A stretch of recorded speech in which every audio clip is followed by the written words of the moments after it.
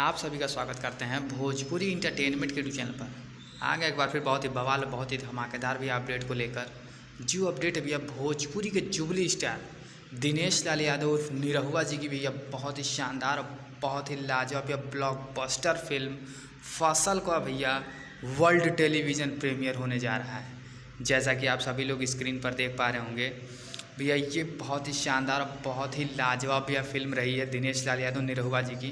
तो इस फिल्म में आप सभी को भैया दिनेश लाल यादव निरहुआ जी के साथ इस फिल्म में भैया नज़र आएंगी एक्ट्रेस अम्रपाली दुबे जी, जो कि बहुत ही खूबसूरत और बहुत भैया बेहतरीन भैया कलाकार हैं। और ये फिल्म की भैया स्टोरी बहुत ही बढ़िया, बहुत ही लाजवाब रही है।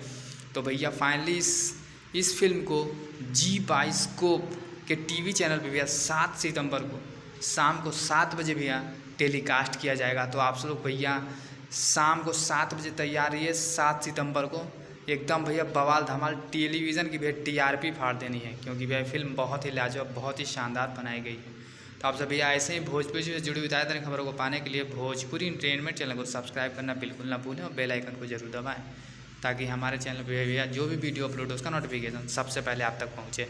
तो फिर मिलेंगे ऐसे ही बवाल और धमाकेदार अपडेट को लेकर। तब तक जय हिंद, जय भोजपुरी।